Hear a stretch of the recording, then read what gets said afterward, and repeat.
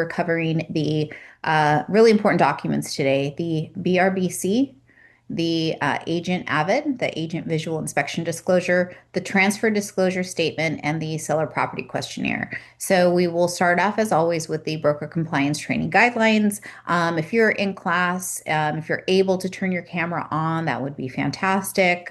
For the launch agents, this is counted towards your graduation. So if you just have your camera on and you're in class, but you're not participating, there's a potential it could not count towards your graduation. So just be sure to turn on your camera if you can, participate if you can. If you have any questions during the training, feel free to come off mute or ask a question. This is meant to be interactive and informative. So if you have any questions or if you would like to run a scenario by for a deal that you have going currently in process, feel free to unmute and pop in. If you would like copies to use as a template guide for any of the forms that we go over in today's class, email me right after the class and I will send those over to you. So my email address is provided at the bottom, lisa.hodge@kw.com.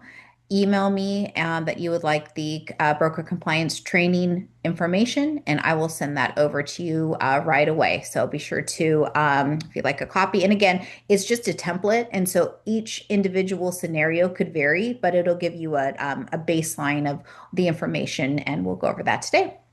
All right, so we'll go ahead and get started with the buyer representation and broker compensation agreement. So all of the information, the dates, it is important that the dates are added in. And I know that kind of should go without saying, but sometimes agents do not put dates in. It happens often. I don't see it a lot on our agents, but I will get contracts that come over, you know, request for repairs addendums and they don't have the date filled out. So just be sure that you fill out the date in every single transaction. So date prepared up at the top here. The reason that it matters also is the date prepared. If we are on timelines, we have a certain amount of dates for the earnest money deposit, dates for performance. And so when it gets down and if there is potentially an issue, we look at those contractual dates. So it's very important and it's something very simple, but it is an important thing to add into the contract. Okay, buyer's name, and then you would put the brokerage, which is our brokerage. Terms of the representation here, representation period. So the representation period typically is you can do no longer than a year, right? But somewhere within about 90 days. So we will go until, let's go until the end of August with this one. And this will give you a good, this is for a general representation. And so this representation period would cover if you have a buyer and someone from your sphere of influence and they say, look, I'm really interested in purchasing a property, and you run them through the pre-approval letter, you do your buyer consult, and they've decided to move forward, they're pre-approved, and they decide to move forward and say, you know what, let's go look at properties this weekend. I'm pre-approved, from 550 up to 600,000 price range. So let's go look at properties. This is when you would send that representation agreement over to them. So this is after having your buyer consult, probably after having a full pre-approval done, and then these are the next steps. So representation period would be a couple of months, and then you start your search. Now, you can do different types of representation. Say it's a single property representation where it's a potential buyer who they're not really in a hurry to move. But if they found the right property, they'd probably do something. And they call you and they say, hey, maybe it's a friend, and say, hey, Mohammed, I want to look at this property at 123 Main Street. And it's only this particular property I'm interested in. I don't want to look at anything else, but it's in Sacramento. I live out of state. I want to look at one property. You would do a buyer representation agreement for one property if they only wanted one property. So it doesn't have to be a full representation for a particular person. Depending on the scenario, it can vary. It can be just a single property. Maybe you've met somebody at an open house and they said, I don't want an exclusive, I'm not an exclusive with anybody. Whoever brings me the right property, I will go into contract with, and you say, okay, I'll show you this my property.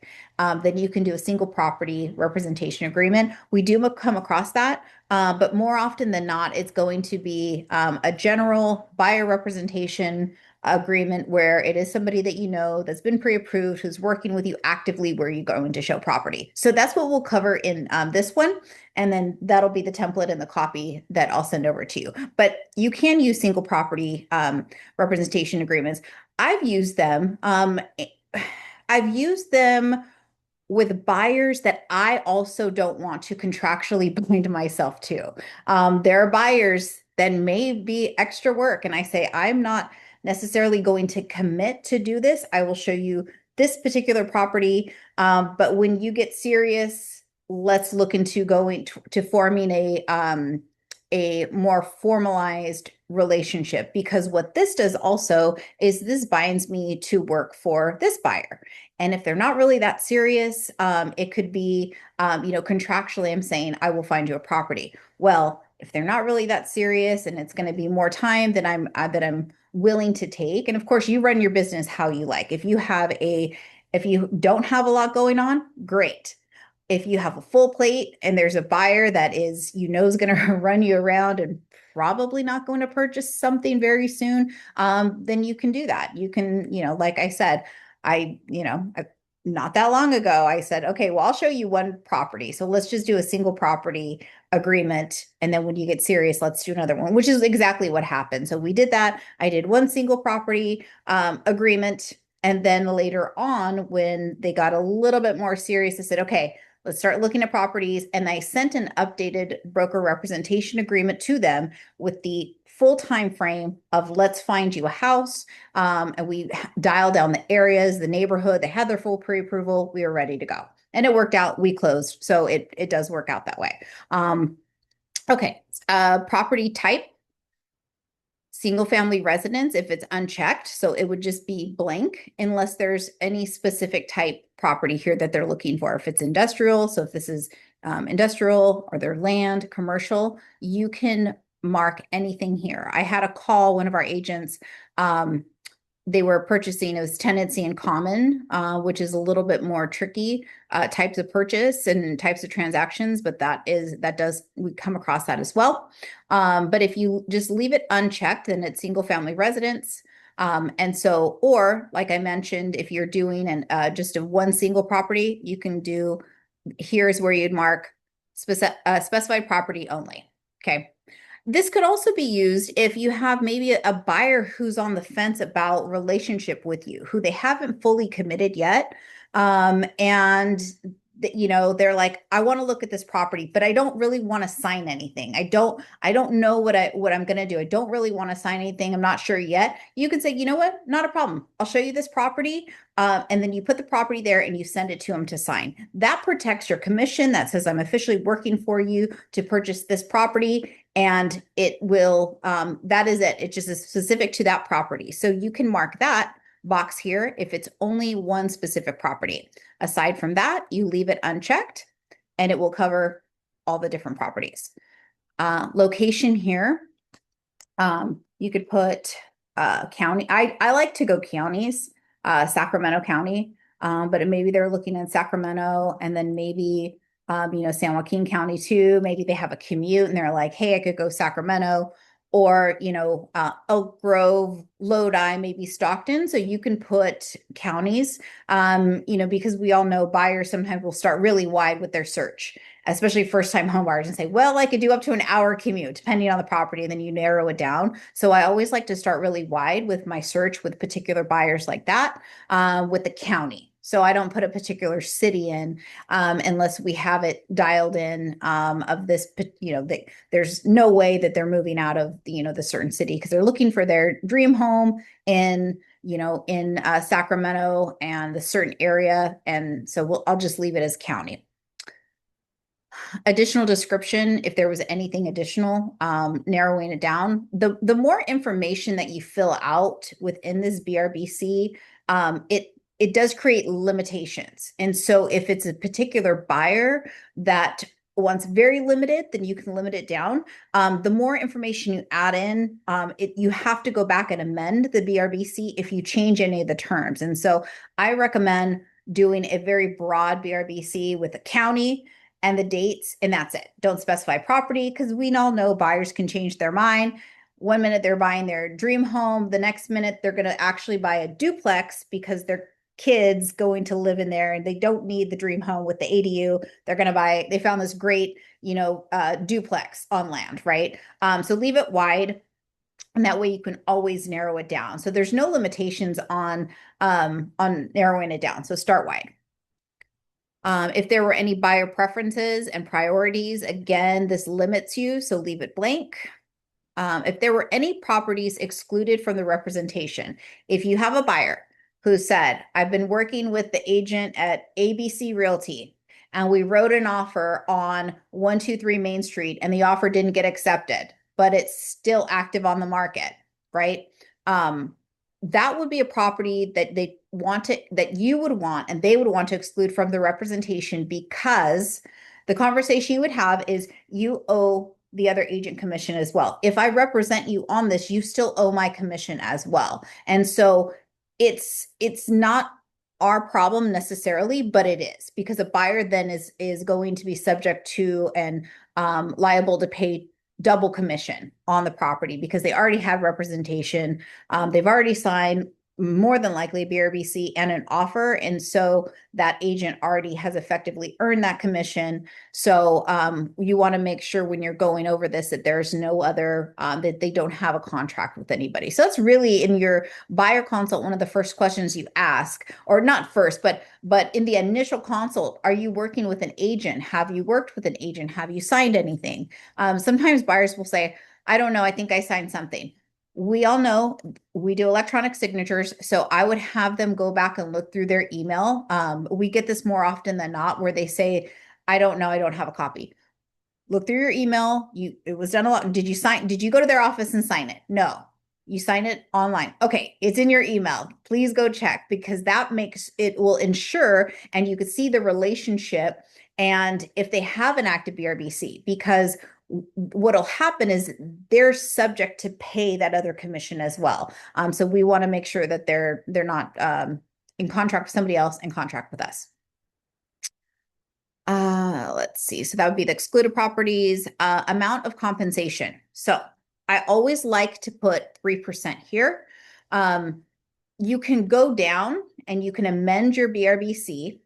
You can't go up. And so we had Meritage Homes in our office a couple weeks ago, and they're offering 3% commission now on their new construction. Now, if you have a BRBC that says 2%, and you take them to Meritage and they have this great deal where they're offering an extra percent, a 3% commission, you can't get that 1% because they only agreed to pay 2% commission. Your buyer did. And so that 1% would go back to the buyer. So you don't get the full compensation. So I always tell my clients that the compensation is 3%. However, when we write the offer, we negotiate the amount of commission from the seller to be paid to the buyer's broker.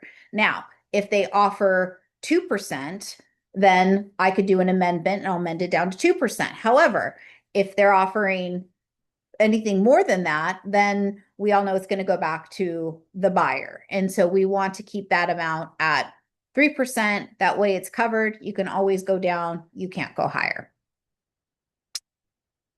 Okay. Let's see.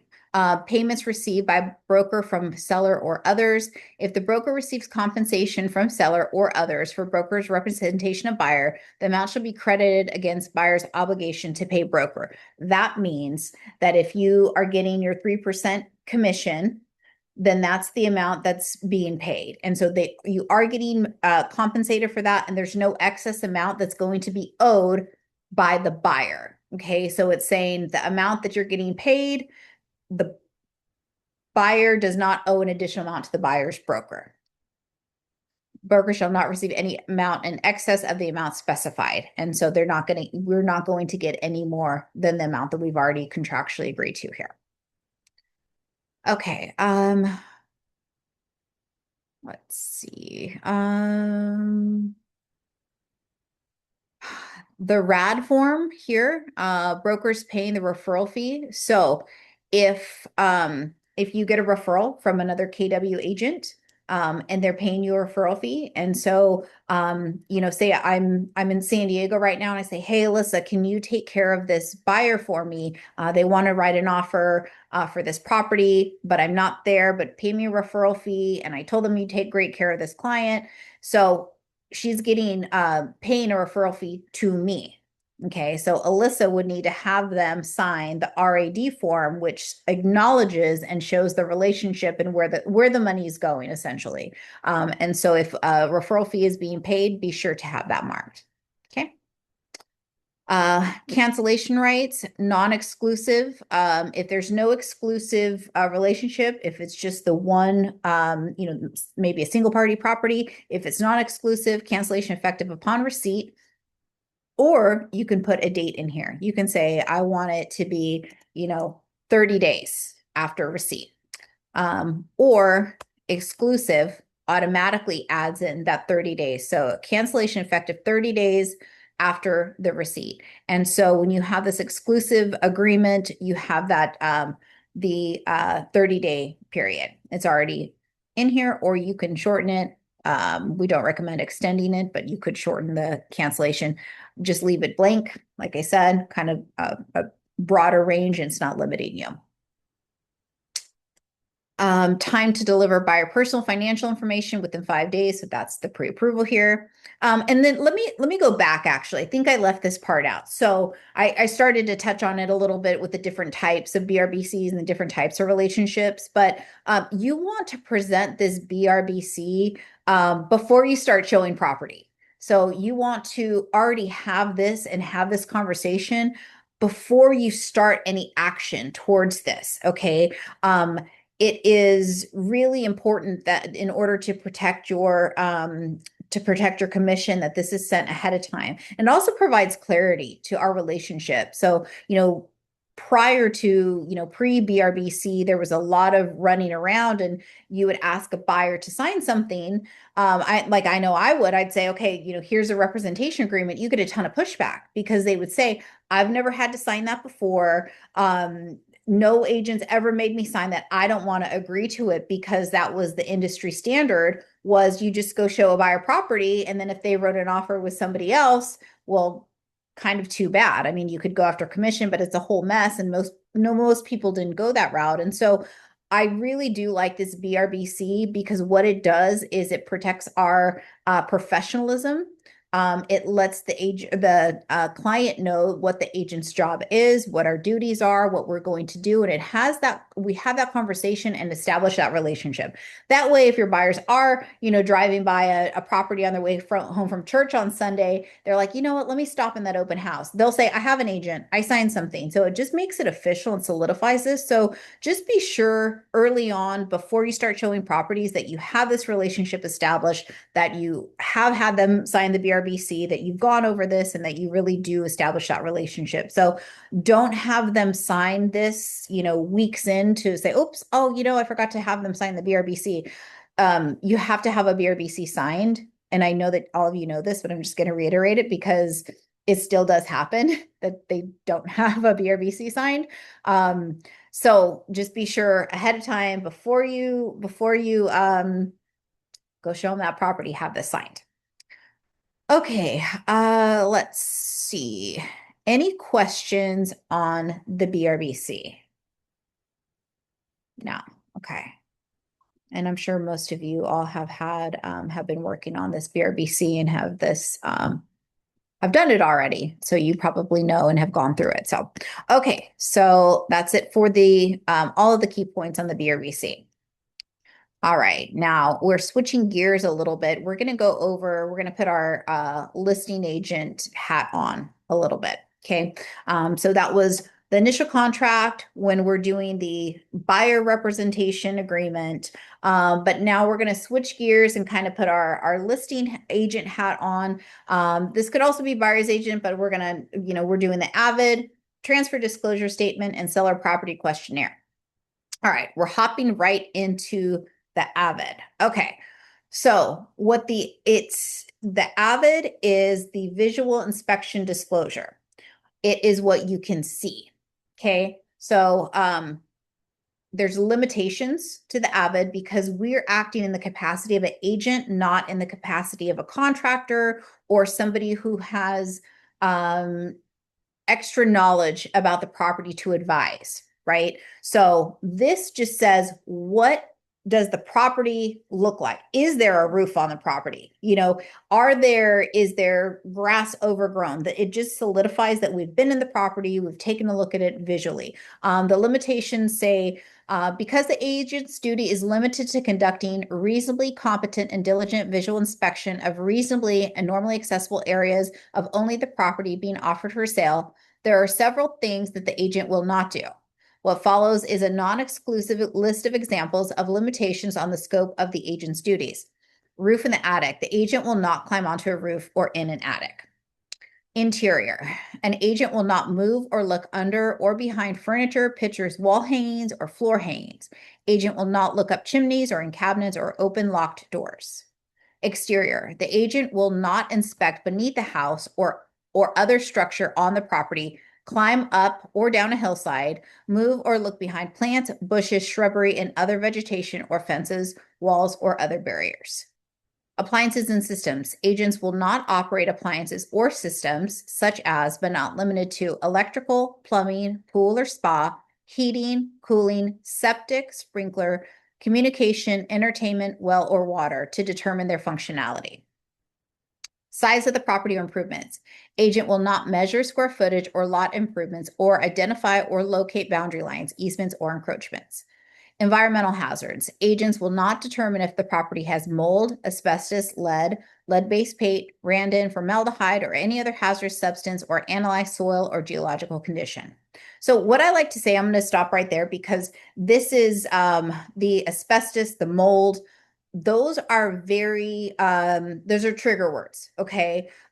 If a client, a buyer says, look, I think that's mold, you can let's get an inspection done. Let's get that checked out. You can order supplemental reports. What I like to say to my clients is, yes, we'll order a supplemental report to get that checked out. We'll have the home inspection done. The home inspector will call if there's any other supplemental reports that we need to get done. I don't know. I can't advise on mold. I'm not a mold expert. I'm not familiar with, remediation. Even if I was, we're not acting in that capacity. So this AVID really protects you as an agent within the scope of your duty. So we don't have to crawl, on the roof and say, yes, it looks like, this is a comp shingle, 40-year roof, you're good to go, right? When it's not, because we can't tell, and it's really not, our job, or crawling in an attic, or seeing if it's really is mold, or if there's formaldehyde, etc. So it will protect you if you are helpful by delegating to the correct party, right? So that's the best way that you can service your clients, is not providing advice, it's providing a resource for things that you're not within your scope of what you're supposed to do. Okay, so getting back to this, any off-property conditions by statute, agents not obligated to pull permits, inspect public records. Agent will not guarantee the views or zoning, identify proposed construction or development or changes or proximity to transportation, schools, or enforcement. Analysis of the agent disclosure for any items disclosed as a result of agent's visual inspection disclosures or by others. Agent will not provide an analysis of or determination the cause or source of the disclosed matter, nor determine the cost of any possible repair. So this is why we get inspections done, home inspection, and if there is mold, say it's a HUD home, or it's a foreclosure, there's something, and there's no, very limited prior disclosure because ownership information is limited, then you say, yes, let's get these additional inspections or reports.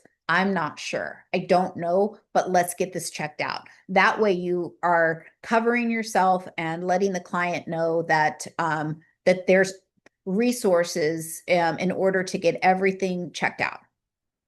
Okay, any questions on that before we move on to fill out the AVID? I'm either doing a really good job, or you guys are just quiet today because it's a Monday. Okay. So there is this disclosure here. This says buyers should review any disclosures obtained from the seller, obtain any advice about and inspections of the property from other persons who prepared them. If buyer fails to do so, buyers acting against the advice of the broker. And so again, this is just covering us as the agent. You know, we provide disclosures and then they can, I always have them call the home inspector, give the home inspector a call. Here's the reports, give them a call. Here's their phone number. Please have this checked out. That way, I wouldn't do, I have general knowledge, of course, but again, I'm not going to put myself in, you know, make myself liable for providing information that I shouldn't. Okay. Let me see. All right. Now we are going into the Avid. Now, we don't want to use, I'll give you guys first an example of what not to do.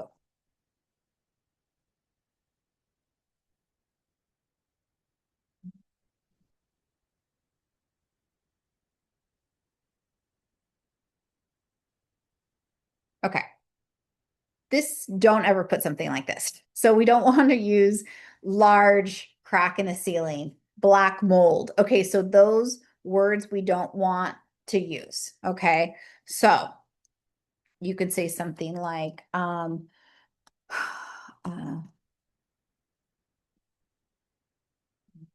ceiling, um, around the door. Okay, something like that. That's a much better way of just noting what's listed there. Living room. There is maybe there's a window, fan, flooring. We could put carpet. Nothing else to note. Okay, you could put something along those lines. So we're just stating factual information of things that are there. We're not giving our opinion. We're not using descriptive words. So there's a large, you know, dirty window. There's a brown fan that needs to be dusted. There's carpet with some, you can note carpet stains. So that you could say there's a stain in the carpet. So you can note things like that, but we do definitely want to keep it as general as possible. You can even go nothing to note, kitchen, um, nothing to note, or like when I do my visual inspection, and it's usually I'll put dishwasher, fridge. Let's see what else. Stove, um, range, built-in microwave.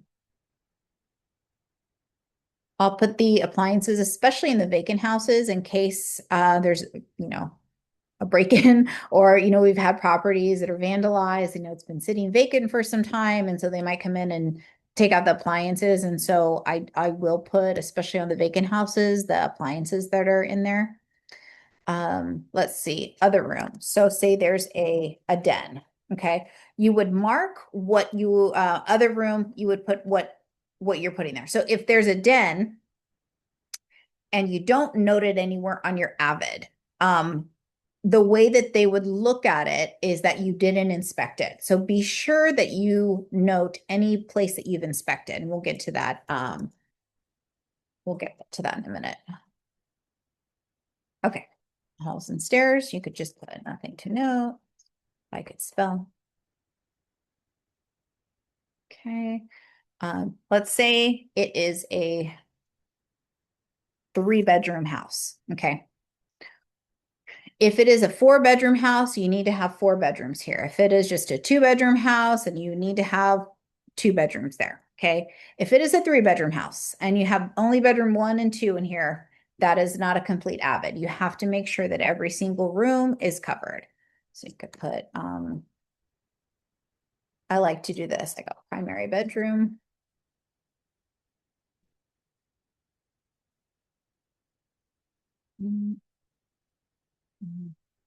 First bedroom.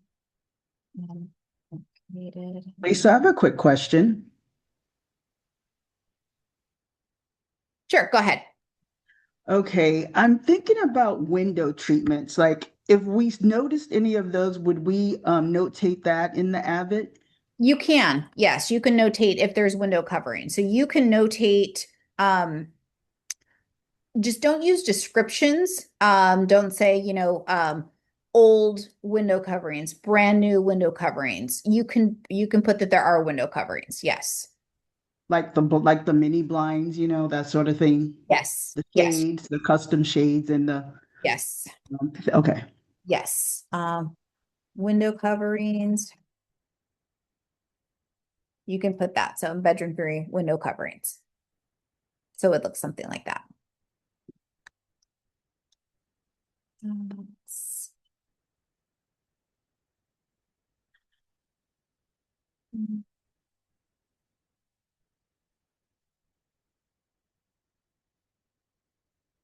Okay, so it'd say something like that. Bedroom located rear property, window covering. So you can add that. You can add information, especially if there are things like that. Maybe if there are window coverings, or in the kitchen, if it's a more extensive, if there's a double oven and a separate range, you can note all of those things.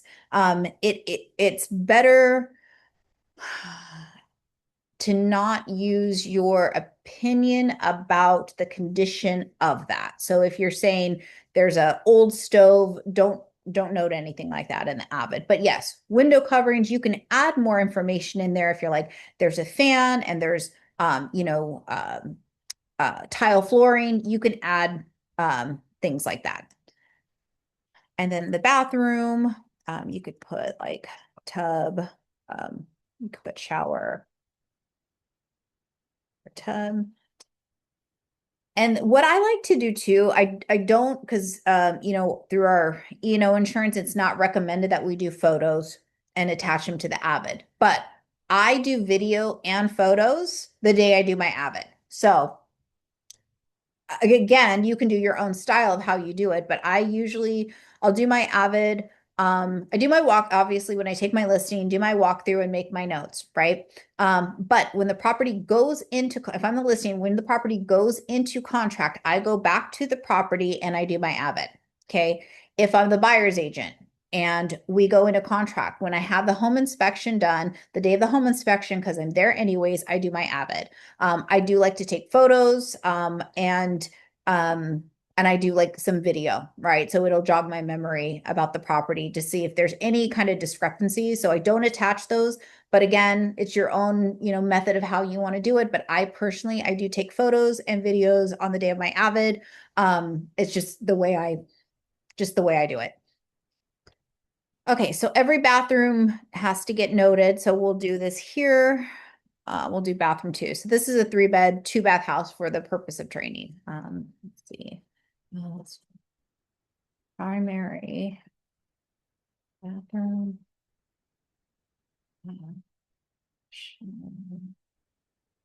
Um,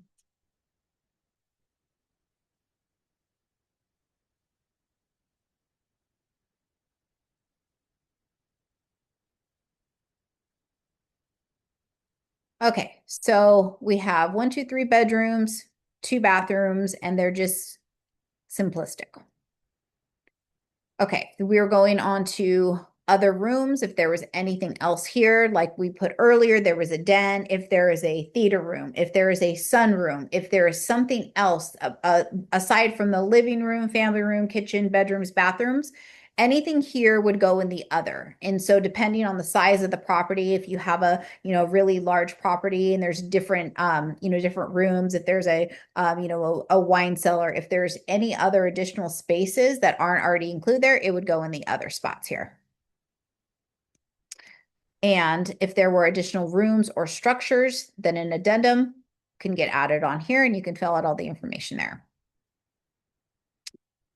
Garage, let's see, attached.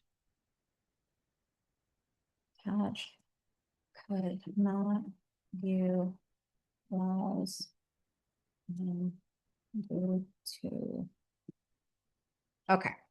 You could put something here that the walls were not visible due to the storage, because that does happen often that you can't see what's behind. And so you could just make a note of that. That is another thing that you can also note if the property has um, significant amount of personal items. Okay, you can note that in your inspection as well, that there were, walls were not visible due to extensive personal items and belongings that were blocking, the wall. So you can note that on your Avid if that was the case. Exterior, so you could put grass, or if there's any other known conditions not specified above, if there's anything additional. So they leave lots of spaces here for us to add in anything additional. And then this information gets filled out here. If you do this in Glide, or if your TC sends that in Glide, it automatic. I like it because you put the date in, it already fills out the weather. If it were cloudy, if it were rainy, because those things can be important. Everything is transactions are great. Everything is fine until it's not, right? And I try not to be doom and gloom, but I always get brought in when something's already gone wrong. And so I try to flip it so it's not so like I said, doom and gloom. But the reality is if it does happen to you, you want to make sure that if something comes up in the future, say, oh, look, okay, my Avid, oh, I'm good, I checked this off, oh, my forms are good, oh, I remember my broker telling me this, and so I did it, so I'm fine, so I'm out of this because I did my due diligence, I crossed all my T's, I dotted all my I's, everything is good. And so more than likely most of you aren't going to get brought into issues, but when they do come up, I want to make sure that we're all prepared, because you definitely don't want to learn the hard way and have be part of an issue and then say, oh, I shoulda, woulda, coulda, right? It's just a lot easier to be more diligent on the front end of it. And, when you are, or if the time comes where there's an issue, you say, here's my Avid, here's my TDS, here's the SPQ, here's the inspections, here's what I advised. I did my job, and, that's it. Okay. Tawana Boatwright, you raised your hand. Go ahead. Come off mute. Yes, thank you, Lisa. I was just wondering, like, would you feel comfortable with putting down the like make of the like appliances? Because some of these homes they're putting in upgrades, and maybe you don't want a situation where the appliances are being swapped out. Not like there's any, bad intentions, but maybe the seller really had an intention on taking that stove, and then they're going to swap it with an older model. So how do you approach that? I probably wouldn't put it in the Avid, but you can note it. It'll be probably noted a few places. Like I mentioned, if you do photos during your Avid, and then also it should be on the MLS, and addressing if there's any type of if they're removing something and replacing it, it does need to be disclosed. And so that would kind of fall into um kind of a different part of the contract, a different contractual obligation than in the Avid. I would do photo. Do you have a scenario? Did that happen, or do you have a scenario where it happened, or is it just something you want to kind of be extra cautious about? Well, I've done an open house for someone at our on our team. Well, like in our office. Yeah. And I know that property had some upgrades. And then too, I just purchased a home and I have like, the standard appliances and doorknobs. Now, I'm not going to touch the appliances. It's not in my budget, but I'm thinking over the course of time, I am going to be swapping out fixtures and doorknobs. And so then, people are going to walk through there and be like, oh, I like that. And then maybe I'm like, well, I want to take these, I Yeah. want to take the No, doorknob with yeah. me. Yeah, and you can, right? So what I would put when I do my initial consult, my listing consultation, I ask the seller what are you going to take any of these? If I see like a fancy light fixture or something that looks like maybe it doesn't go with the rest of the house and it's probably something additional. And I noted in MLS. So I put that light fixture in dining room does not stay. So you could put in MLS, fixtures, doorknobs and hardware will not stay, will be replaced by comparable, items at seller's choice. So you can add something like that. I would disclose it up front so that way you don't get in trouble with it because you can take whatever you want. It's your house. You can sell it with bare bones, right? Um, but just disclose it because yes, if the buyer goes to do their final walkthrough and like, wait a minute, I have all silver and there was silver hardware and now it's, the nickel hardware, that's not what I wanted, then there could be potentially an issue. So it wouldn't fall on the Avid. It would fall onto upfront disclosures with the noting it in MLS or noting it in addendum, or, counteroffer, addressing it at the consummation of the contract with the buyer. Okay, let's see. Thank Any you. more? You're welcome. Any more questions on the Avid? Okay. So we went over when to do the Avid, what's included in the Avid. The reason it is important is because if there's an issue, so if it goes to, attorney's hands, mediation, arbitration, they look at three forms. Okay. The Avid, the TDS, and the SPQ.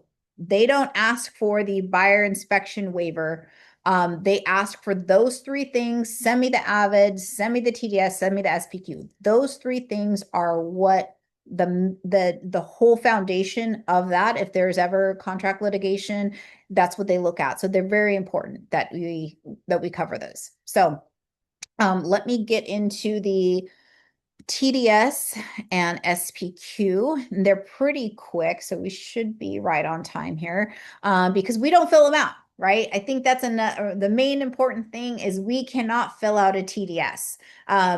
You don't want to get yourself in trouble. We can't disclose anything. I have had it happen, not to me, but to somebody in my office where I was the broker. They had they took on a listing. The listing was previously with another agent. That agent had filled out their TDS, had admitted that she filled out the TDS. She said, you were under too much stress, so I did the disclosures for you. That agent did lose her license.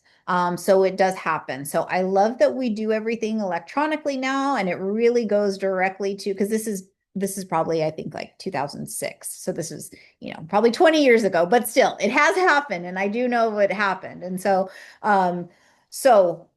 and these are all now we can't. So if you see on my screen, when I click here, editable by seller only. So if you see there, so it's great. It prevents us from trying to fill out the transfer disclosure statement because we cannot by law. Okay.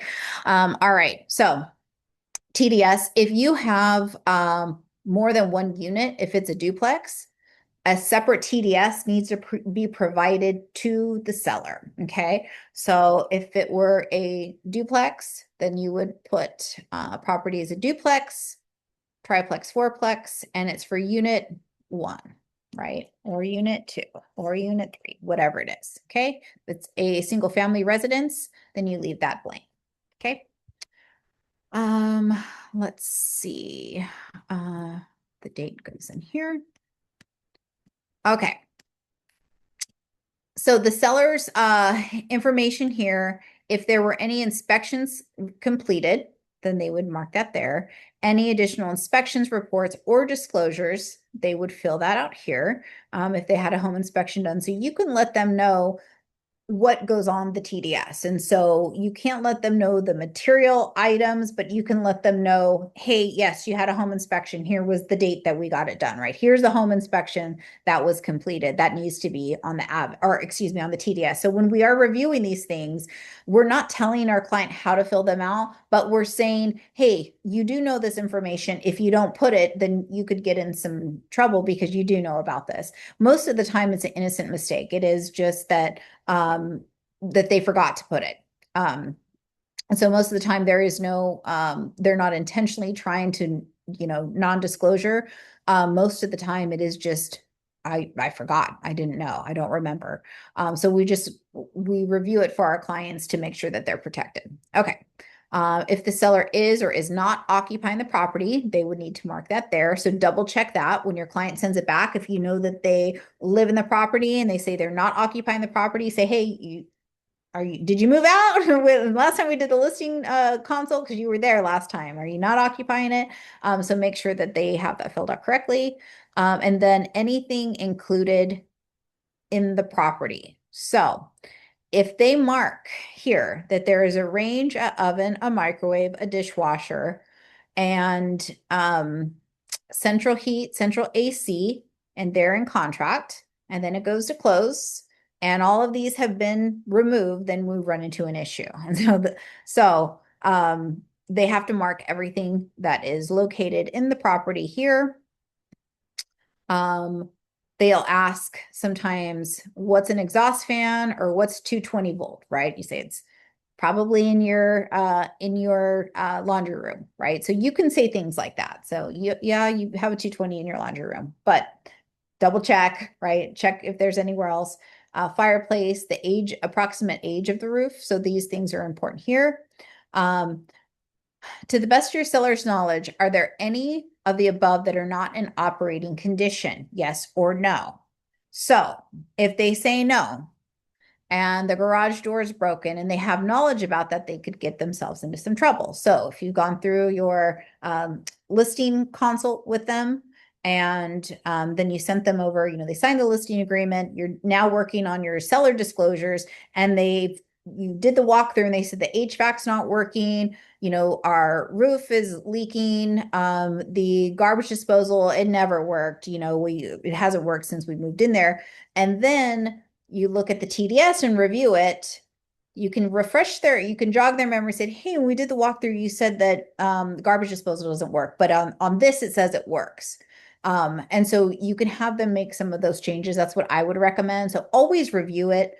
Always review the TDS and the SPQ before you forward it over to the buyer's agent. So take a look at it. And if they say their roof is brand new and you know that it's been leaking and you've had a conversation with them that they haven't replaced it and it's a sagging roof and they say it's new or it's 5 years old, those things that are not correct, talk to your seller about it. Say, hey, look, I don't think that this is correct. You need to change this.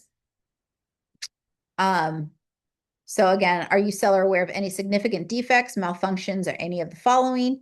Yes or no. And it goes into detail here. Interior walls, ceilings, floors, exterior walls, insulation, roof, windows, doors, foundations, slabs, driveways, sidewalks, walls and fences, electrical systems, plumbing, or any other structures. Describe. Okay. And then here is our yes or no checklist. So I always look through here, and if I know the big one that's missed, CC&Rs, they're like, nope. I'm like, yes, it is, because I pre-open escrow and I have the prelim and there are covenants, conditions, and restrictions on the property. And yes, there's a homeowners association. So can you make those changes? Those are big things that get missed as well.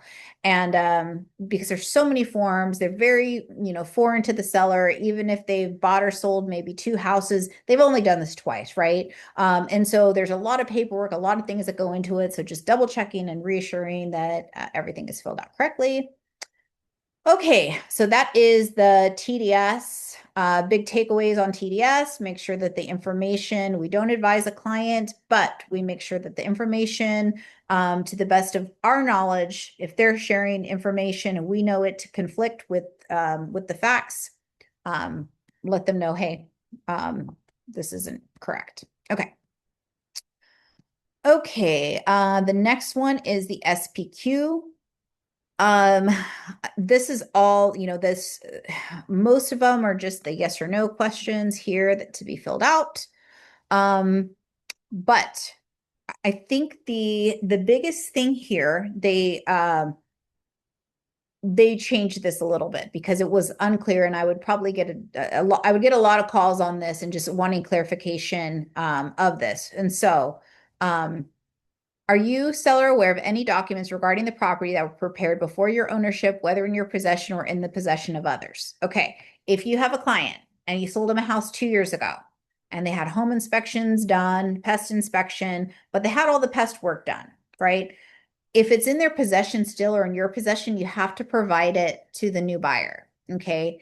You can let them know that, the work was done, but it has to be disclosed. So if you have any reports, inspections, disclosures from a previous transaction, or if they have it, then it does need to be provided to the new buyer. Okay. We cannot determine what is material and what is not. So we just have to send everything over to the new potential buyer. So anything that you have on file, anything that they have, it has to be disclosed. Now, if they think they may have a home inspection and it's at the bottom of a box somewhere because they had it printed out 10 years ago, do we need them to go dig it out because it may or may not be there? Probably not. Okay. I mean, if they're like, I might have one, but I don't know. I don't remember. And it was, a decade ago, then okay. And it's probably not that accurate. However, if they have one, we bought it 2 years ago, we had home inspections done and everything then was done online. So we have copies of everything, then yes, then that has to be provided, especially in this, email day and age, 10, 15 years ago. Okay, maybe not. But even then it's, could be questionable. Okay. So especially if you're relisting the property that they bought because you know that you had inspections done and the inspection. So now there's even that extra layer of like accountability, right? So the seller should have it. It was fairly recent and the agent's the same agent and so you should provide it. Okay. Let's see. So this is the SPQ, pretty self-explanatory. Again, same as the TDS, just be sure to review it and any questions or any items disclosed that you know about that the seller filled out incorrectly, make a change to that. There's one that I do want to go over. So if on the HOA, so HOAs 2 years ago were the wood balcony disclosure. Okay. So if there was a balcony, there were certain it's an association specific law that the associations had to have an inspection done to make for safety reasons, right? Certain HOAs are using this loophole saying that they don't have to have it done.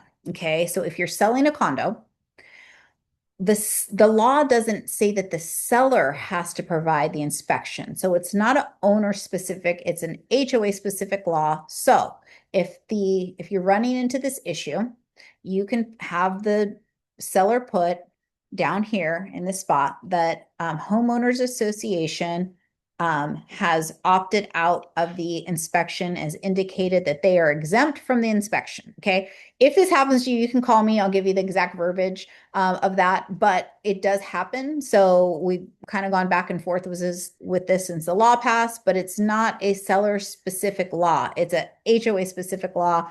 They are kind of using this, legal loophole and saying that nope, the property belongs to the seller, therefore the HOA is exempt. The reason they're doing this is very costly. So, the inspections, we're talking $30,000 to $50,000. And then if a HOA doesn't have the type of funds to do the repairs, it can be very costly to the homeowners. And so it's this kind of loophole. But again, it doesn't fall on the seller specifically. You just indicate that the HOA is not participating and they've noted that they are exempt. So let's see. And all of these again are, seller fills out, pretty self-explanatory. So material facts, any past, present, or no material facts or significant items affecting the value or desirability of the property otherwise disclosed. Okay. I like to use this example. I listed a property, gosh, it was about 10 years ago now. And there were deaths in the property. 11 people had died throughout the years in the property. One of those was a mass murder that was in the news However, it was longer than 3 years ago. So according to the disclosures, we don't have to disclose a death in the property if it was over, if it's been longer than 3 years, right? However, we disclosed it because that could be a material fact significantly affecting the value or desirability of the property, right?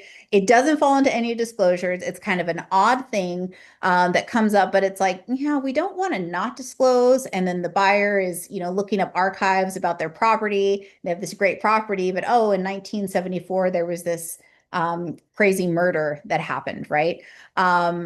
So something like that, something odd, something that doesn't fall into any of the boxes that can happen sometimes. So just be sure to add that in there. So, okay. So we covered the TDS, SBQ, the AVID, and the BRBC.